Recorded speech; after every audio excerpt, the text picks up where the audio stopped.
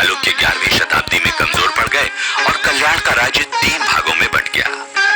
यादव देवगिरी, काकतीय वारंगल, होयसल द्वार समुद्र।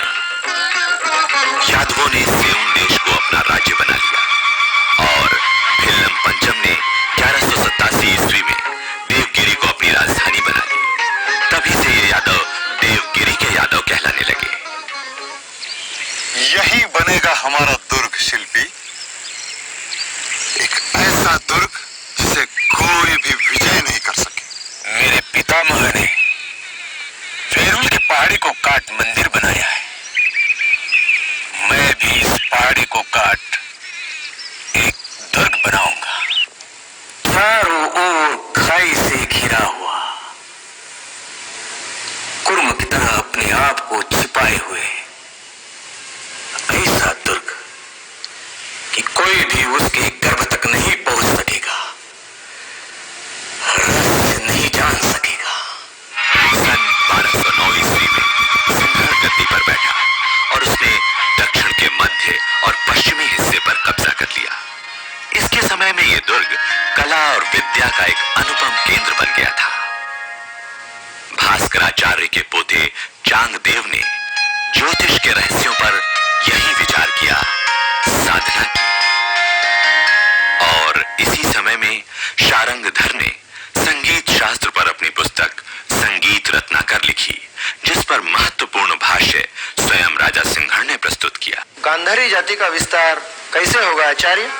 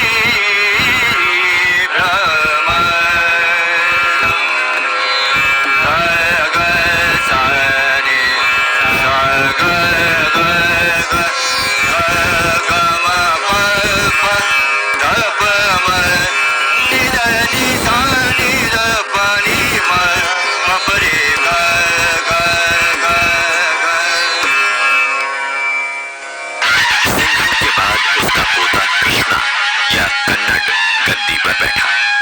इसने भी कला और विद्या को प्रश्रय दिया। इसके काल की अमरजयी रचनाएं हैं वाचस्पति की भामती पर लिखा अमल नंद का भाष्य वेदांत कल्पतरु और जलहण लिखित सूक्ति मुक्तावली। कृष्णा के बाद आया उसका छोटा भाई महादेव। महादेव के समय में सैनिक गतिविधियां तेज हुई और यही गतिविधियां महादेव के भतीजे यानी कृष्णा के पुत्र रामचंद्र देव के समय में और भी आगे बढ़ी। पंत, आज्ञा महाराज। मैसूर और मालवा से जो हीरे माणिक मोती सोना आए हैं उसे हमारे भंडार में रखवा दीजिए। बाकी सभी वस्तुओं को प्रजा में बंटवा दीजिए, वे प्रसन्न हो जाएंगे। जैसी आज्ञा महाराज। अमात्य हेमाद्री केवल कुशल मंत्री ही नहीं था, प्रतिभाशाली विद्वान भी था। चतुर्वर्ग चिंतामणि जैसे स्मृति ग्रंथ का लेखक था, मोड़ी लिपि का जन्मदाता था। पर धीरे धीरे रामचंद्र देव धार्मिक प्रवृत्ति का हो गया। उसका अधिक समय विद्वानों और संतों में बीतने लगा।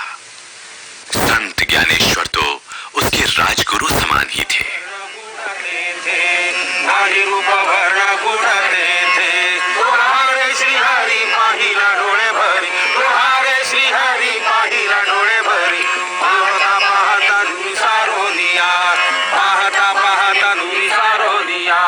ज्ञानदेवा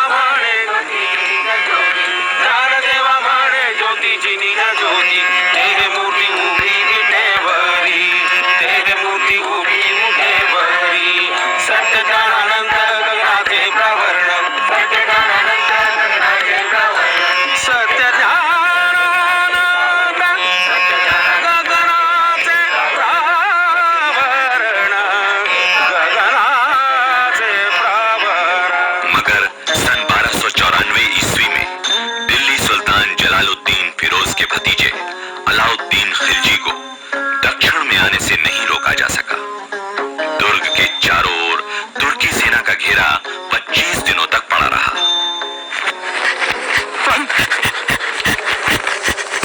क्या बात है? कुंभकर्ण से जो अन्न आया था वो क्या हुआ? उन बोरियों में अन्न नहीं था, पंत, नमक था। क्या? कोई सहायता नहीं। न तो वारंगल से प्रताप रुद्रदेव का उत्तर आया, न द्वार समुद्र से वीर बल्लाल का। दुर्ग पर आक्रमण नहीं हुआ, दुर्ग तो अपराजेय बना रह गया, मगर उचित व्यवस्था के अभाव में दुर्ग के भीतर त्राही त्राही मच गई। आपसी बैर के कारण पड़ोसी राजाओं के यहां से कोई भी सहायता नहीं पहुंची और विवश हो रामचंद्र देव को सैकड़ों मन सोना जवाहरात देकर संधि करनी पड़ी, प्रभुता स्वीकार करनी पड़ी। सन 1309 ईस्वी में रामचंद्र देव की मृत्यु के बाद उसका बेटा शंकर देव गद्दी पर बैठा और उसने खिलजी सल्तनत की प्रभुता स्वीकार करने से इनकार कर दिया, लगान देना बंद कर दिया। मगर 1312 ईस्वी में मलिक नायब काफूर ने विद्रोह समाप्त कर दिया और यहां से 1000 ऊंटों पर हीरे, जवाहरात और सोना वो ले गया।